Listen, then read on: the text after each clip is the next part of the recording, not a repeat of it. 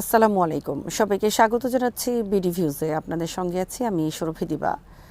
ভারতের মধ্যপ্রদেশের ঐতিহাসিক ভোজশালা কমপ্লেক্সকে ঘিরে সাম্প্রতিক আদালতের রায় আবারও দক্ষিণ এশিয়ার ধর্মীয় রাজনীতি, ইতিহাসের ব্যাখ্যা এবং সংখ্যালঘু অধিকার নিয়ে নতুন বিতর্ক সৃষ্টি করেছে। ভারতীয় এক হাইকোর্ট রায়ে বলা হয়েছে, মধ্যযুগীয় কামাল মাওলা মসজিদ মূলত একটি হিন্দু মন্দির ছিল, যা দেবী সরস্বতীর উপাসনালয় হিসেবে পরিচিত ছিল। এই রায়ের ফলে শতাব্দীর পর শতাব্দী ধরে সেখানে নামাজ আদায় করে আসা মুসলিমদের প্রবেশ ও ইবাদতের অধিকার কার্যত বন্ধ হয়ে যাচ্ছে। বিষয়টি কেবল একটি স্থাপনা বা ধর্মীয় বিরোধ নয়, বরং এটি ভারতের বর্তমান রাজনৈতিক বাস্তবতা, ইতিহাসের পূর্ণ ব্যাখ্যা, সংখ্যাগরিষ্ঠতাবাদ এবং ধর্মনিরপেক্ষ রাষ্ট্র ব্যবস্থার ভবিষ্যৎ নিয়ে গভীর প্রশ্ন তুলে দিয়েছে। আরও বিস্তারিত থাকছে ওয়াহিদ ফারুকের প্রতিবেদনে।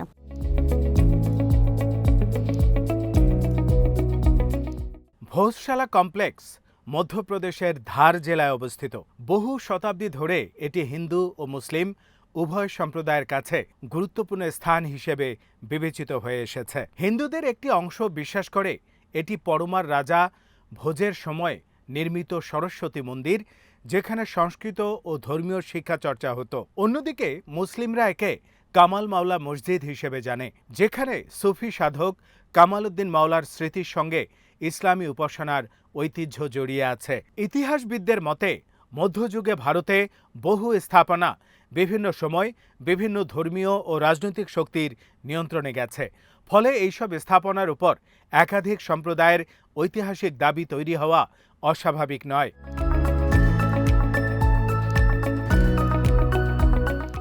ভারতের প্রত্নতাত্ত্বিক জরিপ বহু বছর ধরেই এই কমপ্লেক্স পরিচালনা করছে। দীর্ঘদিন ধরে সেখানে একটি আপোষের ব্যবস্থা কার্যকর ছিল।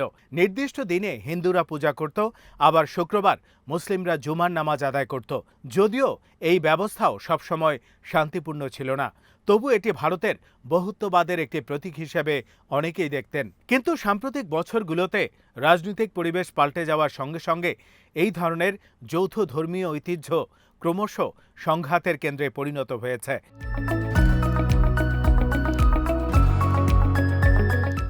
হাইকোর্টের রায় এমন এক সময় এসেছে যখন ভারতে মসজিদ মন্দির বিতর্ক নতুন মাত্রা পেয়েছে। অযোধ্যার বাবরি মসজিদ ধ্বংস এবং পরে সেখানে রাম মন্দির নির্মাণের পর কাশী ও মথুরার মতো আরও বহু ধর্মীয় স্থাপনা নিয়ে দাবি উঠতে শুরু করেছে। হিন্দুত্ববাদী সংগঠনগুলো দাবি করছে, মুঘল বা মুসলিম শাসনামলে বহু হিন্দু মন্দির ভেঙে মসজিদ নির্মাণ করা হয়েছিল। তাই ঐতিহাসিক ন্যায় বিচার প্রতিষ্ঠা করতে এসব স্থাপনা পুনরুদ্ধার করতে হবে। ভোজশালার রায়কে তারা সেই ধারাবাহিকতার অংশ হিসেবে দেখছে।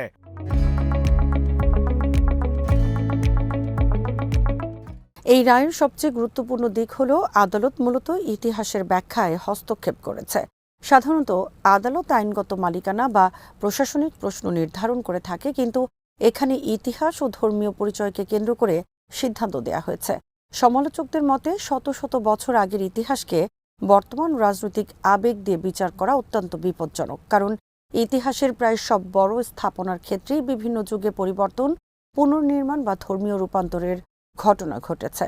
যদি সেই যুক্তি সামনে আনা হয়, তাহলে অসংখ্য স্থাপনা নিয়ে নতুন সংঘাত শুরু হতে পারে।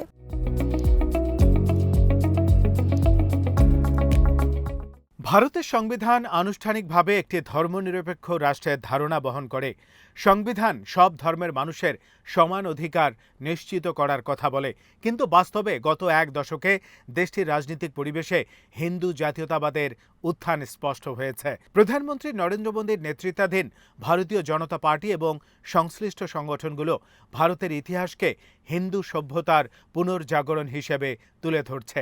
তাদের সমর্থকদের মতে মুসলিম শাসনামলে হিন্দু ঐতিহ্য দমনের শিকার হয়েছিল, তাই এখন সেই ইতিহাস সংশোধনের সময় এসেছে।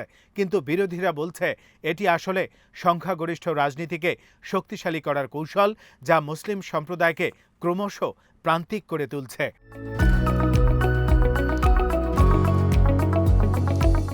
ভোজশালা ইস্যুতে মুসলিম সংগঠনগুলোর অভিযোগ, আদালতের এই সিদ্ধান্ত তাদের ধর্মীয় স্বাধীনতার ওপর আঘাত।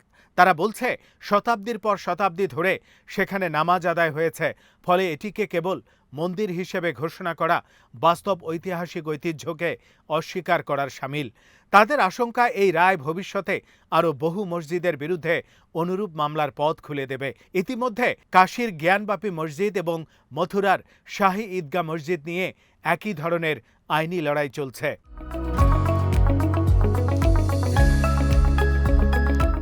এই প্রেক্ষাপটে ভারতের ১৯৯১ সালের প্লেসেস অব ওয়ারশিপ অ্যাক্ট বিশেষভাবে গুরুত্বপূর্ণ।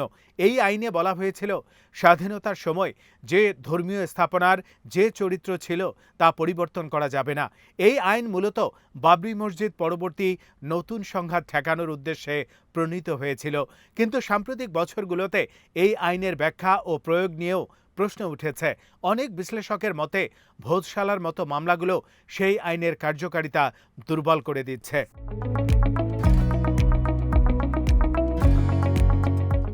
আদালতের রায়ের আরেকটি দিক হলো প্রত্নতাত্ত্বিক প্রমাণের ব্যবহার। হিন্দু পক্ষ দাবি করেছে কমপ্লেক্সে পাওয়া স্তম্ভ, ভাস্কর্য ও স্থাপত্যশৈলী প্রমাণ করে এটি মূলত মন্দির ছিল। মুসলিম পক্ষ বলছে মধ্যযুগীয় স্থাপত্যের বিভিন্ন উপাদানের পুনর্ব্যবহার খুব সাধারণ বিষয় ছিল, তাই কেবল স্থাপত্য দেখে ধর্মীয় পরিচয় নির্ধারণ করা যায় না।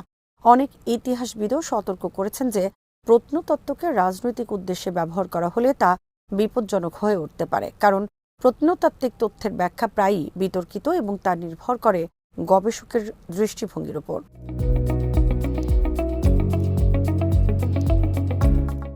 ভারতে এই ধরনের বিরোধ কেবল আদালত বা রাজনীতির বিষয় নয়, এটি সামাজিক সম্পর্কেও গভীর প্রভাব ফেলে। বহু জায়গায় হিন্দু মুসলিম সম্পর্ক ঐতিহাসিকভাবে সহাবস্থানের উপর দাঁড়িয়েছিল। যৌথ উৎসব, সুফি দরগা, মন্দির মসজিদের পারস্পরিক ঐতিহ্য ভারতীয় সংস্কৃতির গুরুত্বপূর্ণ অংশ। কিন্তু যখন ইতিহাসকে আমরা বনাম তারা কাঠামোয় উপস্থাপন করা হয়, তখন সেই বহুত্ববাদ ক্ষতিগ্রস্ত হয়। ভোজশালা বিরোধও সেই বৃহত্তর সামাজিক মেরুকরণের প্রতিফলন।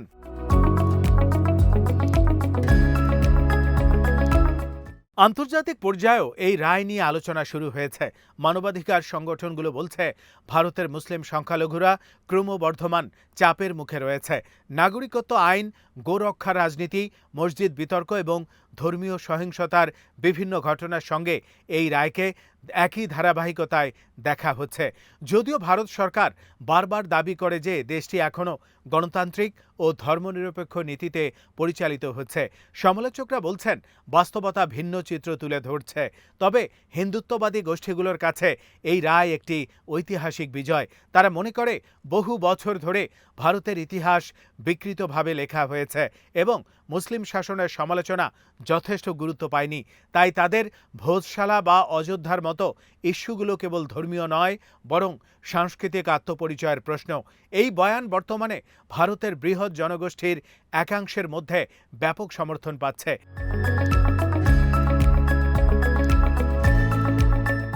কিন্তু ইতিহাসবিদদের বড় অংশ মনে করেন ইতিহাসকে বর্তমান রাজনৈতিক পরিচয়ের অস্ত্র বানানো বিপজ্জনক। ভারতীয় উপমহাদেশের ইতিহাস মূলত মিশ্র সংস্কৃতির ইতিহাস। এখানে শতাব্দীর পর শতাব্দী ধরে বিভিন্ন ধর্ম, ভাষা ও জাতিগোষ্ঠীর মধ্যে আদান প্রদান ঘটেছে। অনেক মসজিদে স্থানীয় স্থাপত্যের প্রভাব আছে, আবার বহু মন্দিরে মুসলিম কারিগরদের কাজ দেখা যায়। ফলে অতীতকে একমাত্রিকভাবে ব্যাখ্যা করলে বাস্তব ইতিহাস বিকৃত হওয়ার ঝুঁকি থাকে। ভোজশালার রায় আরও একটি গুরুত্বপূর্ণ প্রশ্ন সামনে এনেছে। আদালত কি ইতিহাস নির্ধারণের চূড়ান্ত জায়গা হতে পারে? আইনি সিদ্ধান্ত হয়তো প্রশাসনিক সমাধান দিতে পারে, কিন্তু তা সামাজিক গ্রহণযোগ্যতা নিশ্চিত করতে পারে না। অযোধ্যার রায়ের পরও ভারতীয় সমাজে বিভাজন পুরোপুরি কমেনি, বরং অনেকেই শঙ্কা করছেন নতুন নতুন দাবি সামনে আসবে এবং ধর্মীয় মেরুকরণ আরও বাড়বে।